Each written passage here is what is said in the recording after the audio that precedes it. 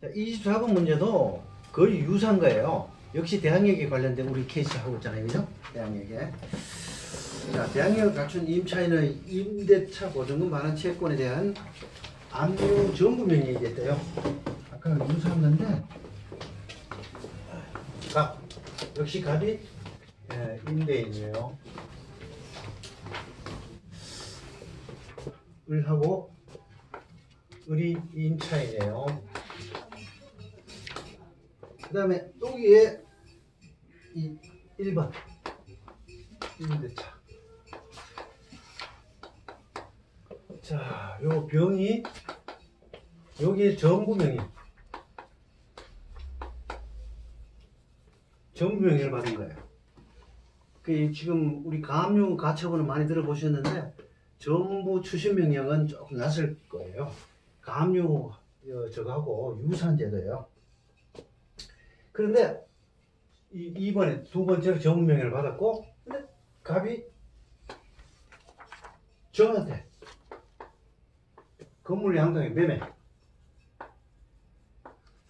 세 번째로 매매가 이루어져 버린 거예요. 같은 거예요. 같은 게 아까 하고 유사한 건데 정부명령을 한번 보십시다. 정부명령. 그럼 요을 병이 요 정에 대한 정부 효과가 우리 대항력에서 어떻게 나타나는가 이거예요. 이거. 정부라는 게 뭐 뜻입니까 이게? 아, 이게 구를 전자예요. 정부 명령. 이 정부 명령은 채권을 얘가 보증금 A 물건에 대해서 A 건물을 합시다. 그럼 물건에 대해서는 채권자, 보증금 반환에 대해서는 그죠?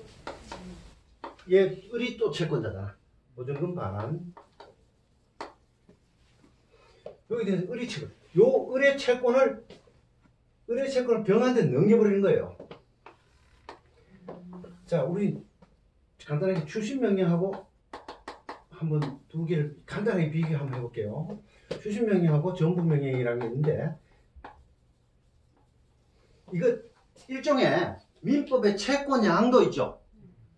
A 채권을, 갑의 채권을 다른 사람이 넘겨버리는 거. 채권 양도 제도하고 거의 같은 건데, 유사한 건데, 민사집행법에 있는 거예요. 자, 우리 이게 민법에도 채권자 취소권, 채권자 대입권 있잖아. 그게 원래 민사집행법이나 이런 데 강제집행 부분에서 들어가야 될 성질의 것인데, 실체법인 민법에 들어가 버렸단 말이에요. 그와 마찬가지로 채권 양도, 채무 인수 이것도 채권 양도도 민법에 있는 거예요. 근데 이거는 민사집행법에서 추심명령과 정부명령이 유사한 거를, 채권 양도 비슷한 거를 집행법에서 인정하고 있는 거예요. 추심명령은 그야말로 내 나라 그냥 달라 그런 거죠. 추심이잖아. 전부는 다른 사람 채권을 을의 채권을 병인데 넘겨버리는 거예요. 넘겨버리는 거예요. 자, 추심명령과 정부명령의 차이점은, 추심명령은 병이 만약에 정부명령이 아니고 추심명령을 받았다면 갑한테 내놔, 달라, 내가 저 추심명령 결정이 나왔거든, 주세요 라고 말할 수 있는 거야. 명령이라는 게 법원에서 하는 게 아니고 개인 간의 명령. 아니에요. 법원에서 하는 거죠. 예. 이게 민사집행 저거는 개인적으로 할 수 없어요. 이건 추심명령, 여기서 이 명령이라는 것은요, 재판이 종류가 판결, 결정, 명령이라는 게 있잖아요. 그죠? 저번에 한번 설명 간단하게 했었는데 이것도 약간 구별을 해야 돼요. 판결과 결정은 법원이 하는 거야. 민사소송법상 법원이 하는 거예요. 수원지방법원 평택지원이라는 거는 민사소송법상의 법원이 아니에요. 법원 조직법에 의한 행정법상의 법원이에요. 그 개념을 우선 혼동하면 안 돼요. 소송법상의 법원은 평택지원에 법원이 여러 개야. 소송법상의 법원이. 단독 판사도 법원이요, 합의심도 법원이야. 전부. 그 법원이라 그래요. 그 소송법상의 의미를. 어쨌든 그 법원이 하는 거고, 이 명령은 판사가 하는 거야. 주로 촉탁판사. 다른 법원에 안산 지원에 촉탁을 평택 지원에서 촉탁시켜서 안산에 있는 물건을 뭐 좀 조사를 좀 해주세요 라고 할 때 촉탁을 시켜요. 촉탁을 시키거나 촉탁 판사가 하거나,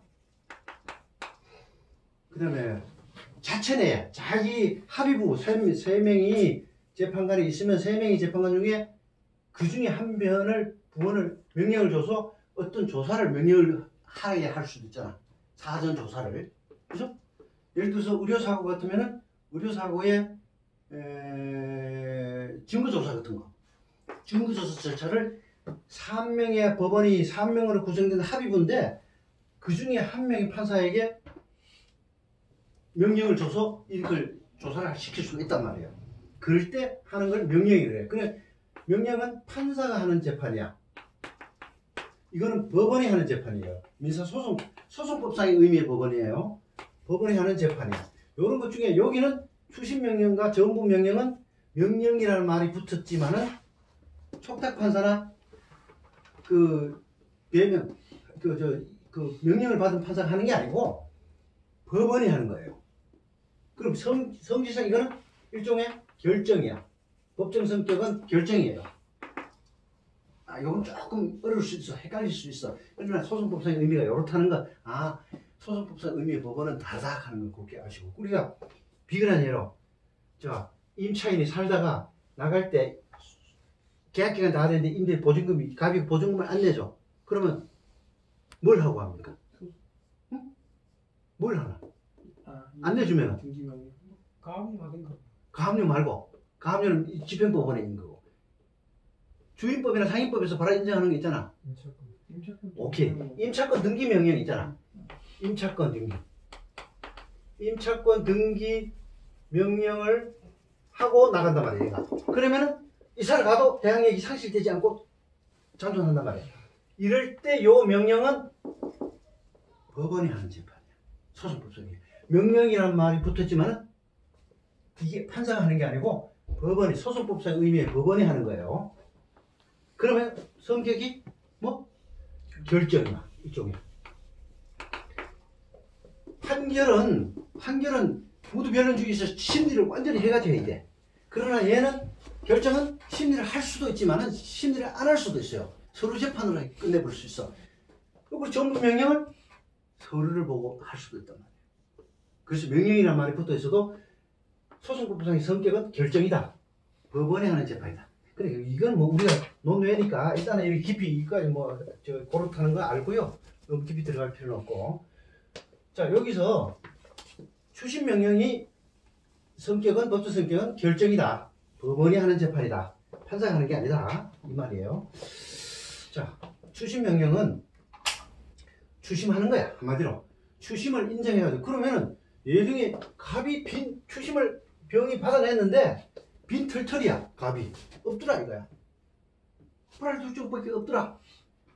그러면 추심명령은 갑이 재산이 나중에 생기면은 또 추심할 수 있어. 또 집행, 재차 집행할 수 있어.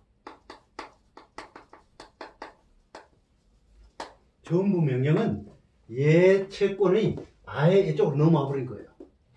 넘어왔기 때문에 얘 채권이 넘어왔더니 얘가 1위 청구할 거 아니야. 갑이한테, 그죠? 갑이 빈털털이더라.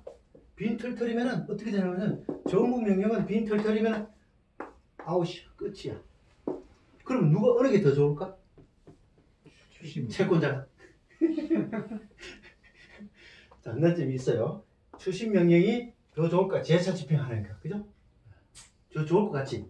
그렇지 않아요.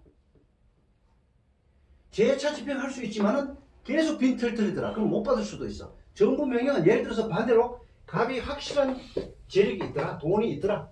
그럼 정부 명령을 받았을 때 확실하게 얘는 빈털털이더라. 근데 쟤는 확실하더라.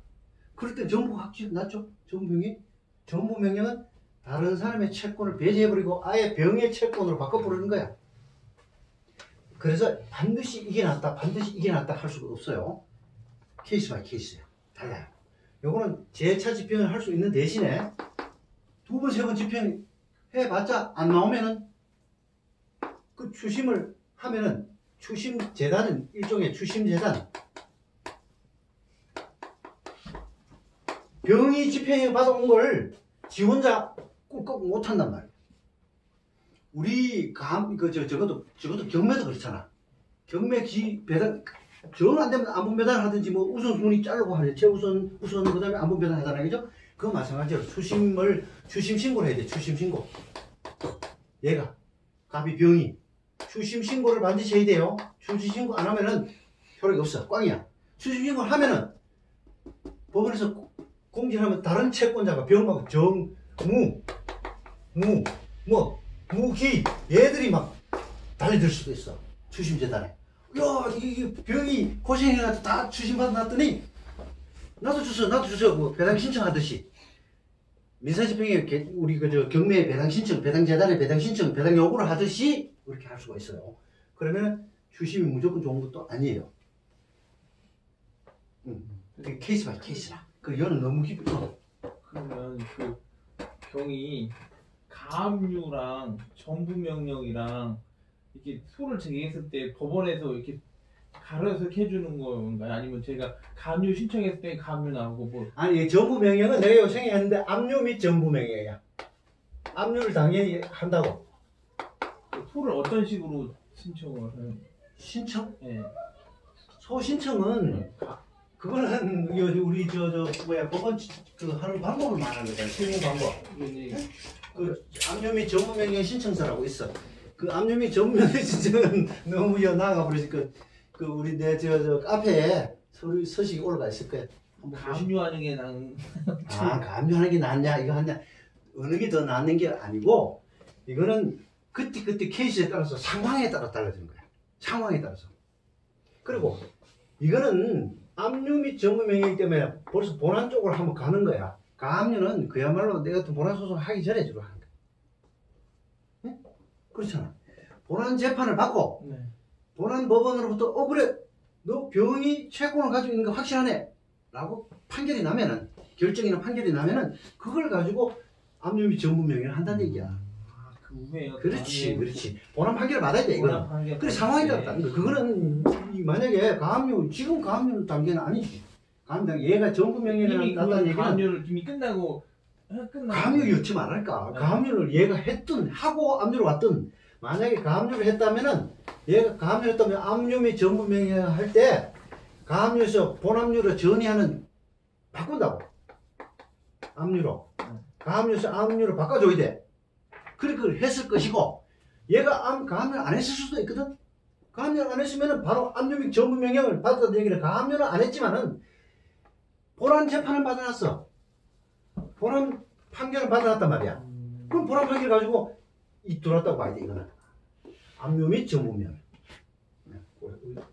의문에 해소됐을 거고. 자 이런 식으로 전부명령이 낫다, 압류명령이 낫다 이런 거는 구별은 케이스 바이 케이스예요. 상대방의 재력에 따라서 상황에 따라서 등등에 따라서 또 채권이 어떤 채권이냐 따라서 달라질 수도 있지.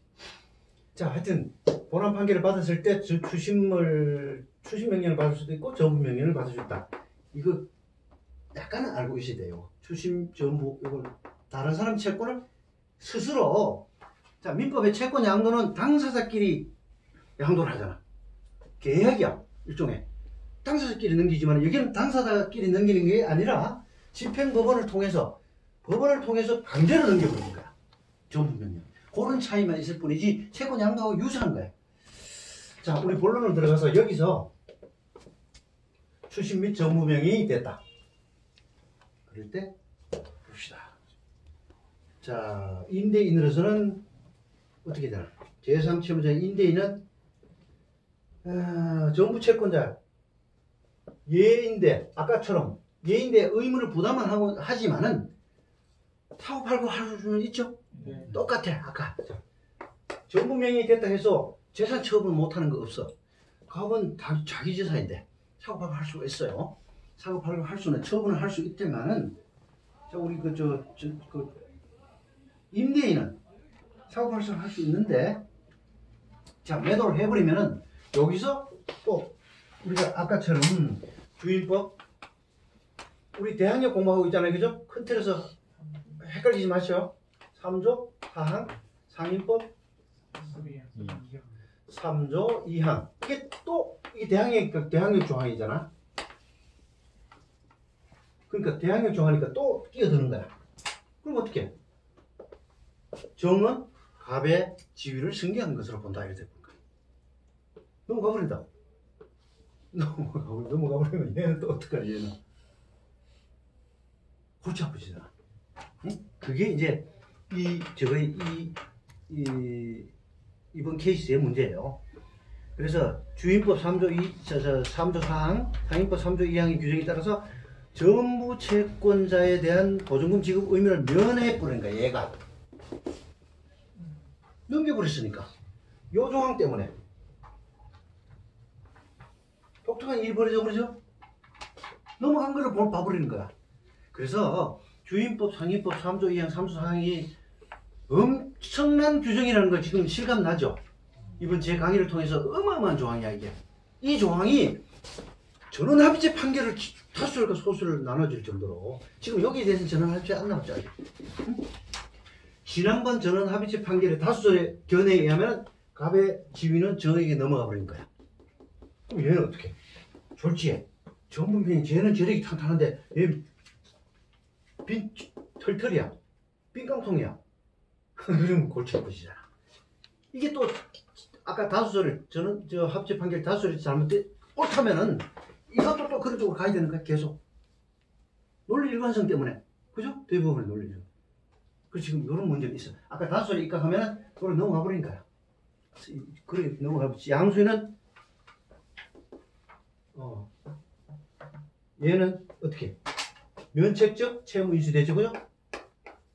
이해가나요? 채무 인수가 되는데 면책은 누가 면책해? 갑이 면책하는 거야. 갑은 탈락 떨어져 나버린 거야. 그 얘는 그러니까 한마디로 그러니까 이 조항 때문에 이 민사 주임법 상임법의 서민 보호라는 차원에서 여기에 너무 초점을 맞추다 보면은 민사집행법이 엉망이 되는 거야. 엉망이.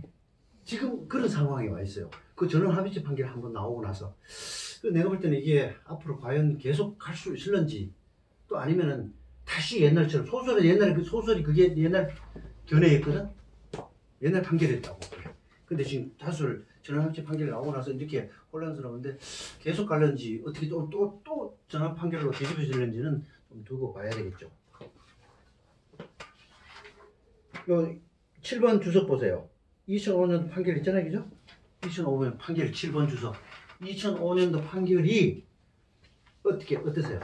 옛날 요거 결론적으로 지난번 사례에서 23번 사례에서 뭐 하고 갔나? 다수를 하고 갔잖아. 그죠? 그 어쨌든 우리는 자 우리 여기 판례 평선을 하고 뭐 이렇게 하기는 어려우니까 우리는 자 주임법 3조 여기에 맞춰진다.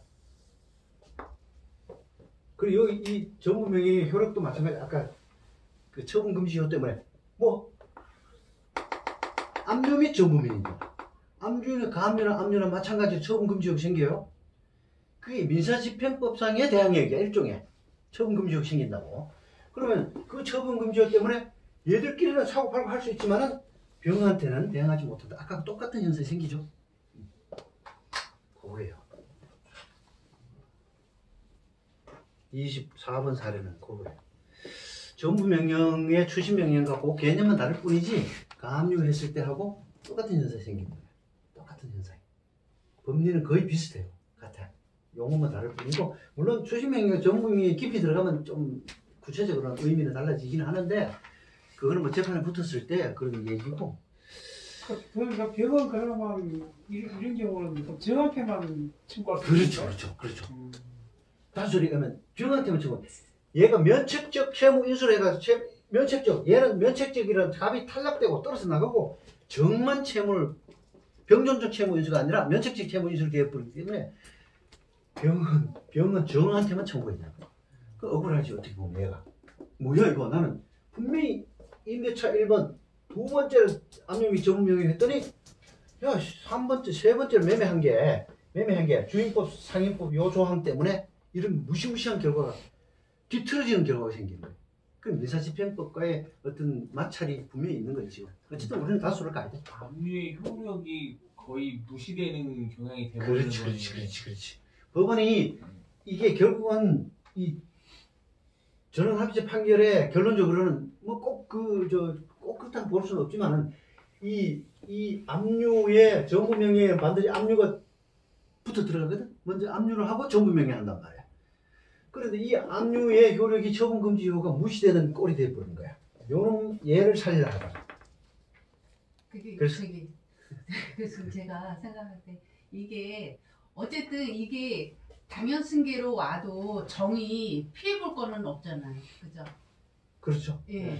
그래서 이게 나중에 뭐 정의 그 을한테 보증금을 반환했으면 그때 문제의 사항이지 지금 현재에서는 이 상황에서는 당연승계 이게 그게 근데 이제 그렇다는 전제 우리는 네. 이제 공부를 이 법리 중심으로 하니까 그거는 현실적으로 하고 항상 혼동하면 안 돼요. 현실에 그러면 이건 보증금이 정의을한테 줬을 때 문제라고 그렇게 생각하면 안 돼요. 그러면 여기 판례가 나온 게 그 전 그 사례에서 그러면 그것도 이거는 판례가 여기 저걸 안 써놨네. 이게 배당 2인지 뭔지 모르겠어요. 그게 배당 2이냐 뭐 일반 판결이랑 따라서 달라지거든요. 이게 민사집행법상 배당 2 같으면은 현실적으로 줘야 될 문제에 직면한 거야. 배당 재단에서 이쪽으로 딱 주려고 하는데 의의가 들어온 거지. 그죠? 우리 경매를 공부를 하고 있으니까 경매 사건에서 만약에 이게 배당 2 사건 같으면은 경매 사건에서 충분히 그렇게 있을 수 있죠. 주려고 하는데 배당표를 작성해야 되는데 이걸 다수를 가느냐 대법원 다수 쪽으로 이걸 병이 예인대만 받아야 되느냐 예인대도 청구할 수 있느냐 따라서 달라지니까 이 걸어가지고 배당 그 본안 사건에서 또 다투어진단 말이에요. 그래 본안 사건에서 아마 이 거가 다투어졌을 때 이렇게 판결이 난 거야. 병은 면책적으로 정은 갑의 채무를 면책적으로 인수한 걸로 돼버린 거야. 그러면 결론적으로 이 조항 때문에 병은 얘한테만 청구해야 된다는 결론이 나와버려요. 우리는 다수를 이렇게 가야 돼. 어쩔 수 없어. 우리는 중개를 하거나 한간에 어떤 법률 문제가 생기면은 이 대법원 전원합의체 판결이 다시 다르게 바뀌기 전에는 어쩔 수 없이 다수를 가야 돼. 그러니까 요 다수설처럼 주인법, 상인법 3조 2항 4항을 중시해야 된다 이 말이에요. 무시무시하게 이게 이 조항 두 개가 주인법, 상인법 이걸 이해를 하면 주인법, 상인법 다 아는 거야. 바깥에서는 대부분 뭐 최우선 변제, 우선 변제 이런 그건 아무것도 아니야. 물론 최우선 변제는 대항력 문제니까 맞물려서 어려운 건 틀림없는데 우선 변제는 아무것도 아니에요. 여기 비하면 여기는 대항력 문제를 지금 하고 있는 우리는 그죠? 대항력 문제를 현재 하고 있는 거고.